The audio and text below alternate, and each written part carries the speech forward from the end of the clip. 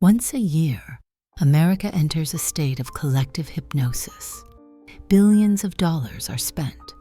The skies are cleared for military flyovers.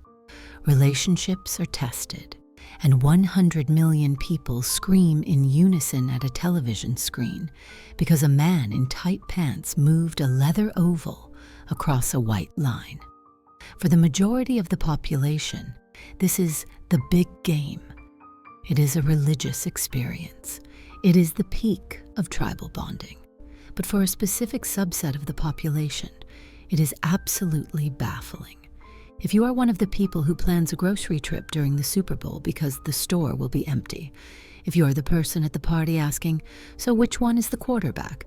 just to watch your friends' heads explode, or if you refer to the event sarcastically as Sportsball, you aren't just not a fan.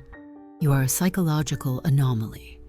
You are immune to one of the most powerful social contagions in human history: collective effervescence. Today on Psychology Every Day, we are breaking down the psychology of the non-fan.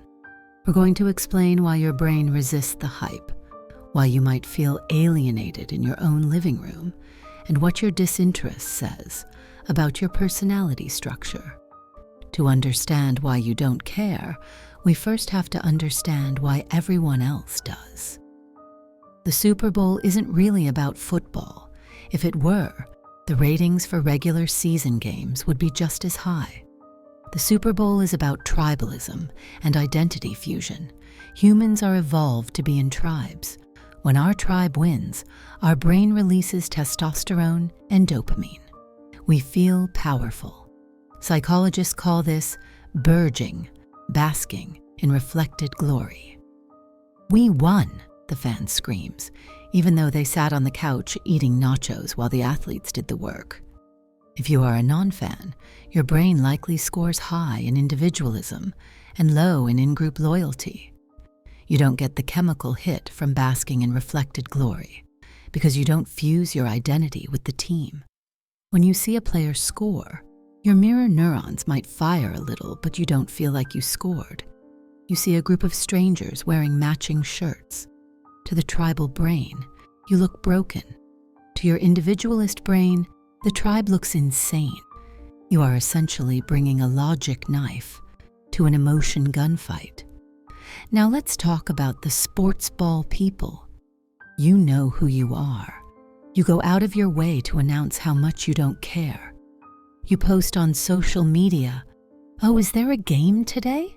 I was too busy reading." Psychologically, this is known as counter-signaling, because the Super Bowl is the dominant culture, the mainstream. Rejecting it becomes a way to signal your own identity. It's a way of saying, "I am intellectual. I am above the primal obsession with violence and territory." It is a form of distinction. By mocking the game, you are creating your own tribe, the tribe of the non-tribal. It's ironic, right? You are bonding with other nerds over your shared hatred of the popular thing. But there is a deeper layer here. Often, this sarcasm is a defense mechanism against alienation. It feels lonely to be the only person not cheering. It feels like you are missing a sensory organ that everyone else has. So to protect your ego from feeling left out, you devalue the event. You turn the thing you don't understand into a joke so it can't hurt you. For another group of you, your dislike of the Super Bowl isn't intellectual, it's biological. We have to talk about HSPs, highly sensitive persons. The Super Bowl is a sensory nightmare. It is designed to be loud. The commercials are compressed to be louder than the show. The halftime show is a strobe light explosion. The shouting, the air horns. If you have a high sensory processing sensitivity, you aren't bored by the game. You are overstimulated. Your brain filters sensory input differently. While the neurotypical sports fan is getting hyped by the noise, your nervous system is entering a fight or flight state. You might find yourself retreating to the kitchen, playing with the host's dog, or scrolling on your phone. You aren't being rude. You are regulating your nervous system. You are trying to lower the volume of the world so you can think. Then we have the cynics, the sociologically aware. For you, the Super Bowl triggers a feeling of cognitive dissonance. You look at the screen and you don't see a game. You see billions of dollars in ad revenue, taxpayer-funded stadiums, the commodification of violence, the bread and circuses distraction from real-world problems. You struggle to enjoy the spectacle because you can't turn off your critical analysis. While everyone else is suspending their disbelief to enjoy the show, you are hyper-aware of the manipulation. You see the mechanics of the marketing. You see the nationalism baked into the pre-game show. This makes you a buzzkill at parties, sure. But it also means you possess high systemizing intelligence. You look at the structure behind the event rather than the event itself. You care about the why, not the who won. But let's be vulnerable for a second. Even if you hate football, there is usually a tiny part of you that feels sad because the Super Bowl is one of the last monoculture events left.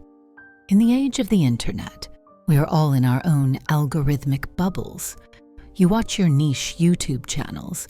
I watch mine. We rarely watch the same thing at the same time anymore. The Super Bowl is the exception. It is the one night where 100 million people are speaking the same language. If you don't speak that language, you feel the pain of exclusion. Social exclusion activates the same region of the brain as physical pain, the anterior cingulate cortex. So when you are sitting there eating your guacamole in silence while the room erupts, your brain is sending you a primitive danger signal. You are not in sync with the group. You are at risk. This is why many non-fans watch the commercials. The commercials are the bridge. You might not understand the cover 2 defense, but you understand a funny Doritos ad. The ads give you a way to participate in the ritual without having to understand the theology of the sport. They are your ticket back into the tribe. So if you are dreading the upcoming big game, here is my advice. Stop trying to force it. You do not have to fake enthusiasm to be a good friend. In fact, faking it is exhausting. We call that emotional labor. Instead, lean into your role as the anthropologist. If you go to a party, don't watch the screen. Watch the people. Watch how the mood in the room shifts when a flag is thrown. Watch the rituals. Watch the superstitions. Treat it like you are observing a fascinating, strange species in their natural habitat. Because in a way, you are. You are the designated observer. While they are lost in the emotion, you are the one keeping a tether to reality. You are the one who realizes the dip is running low. You are the one who notices the dog needs to go out. Every tribe needs a shaman, a warrior, and an observer. I want to hear from my fellow non-fans. What is your strategy for the Super Bowl? Do you hide? Do you go for the food? Or do you embrace the Sportsball sarcasm? Let me know in the comments. And if you are watching this instead of the game, I salute you.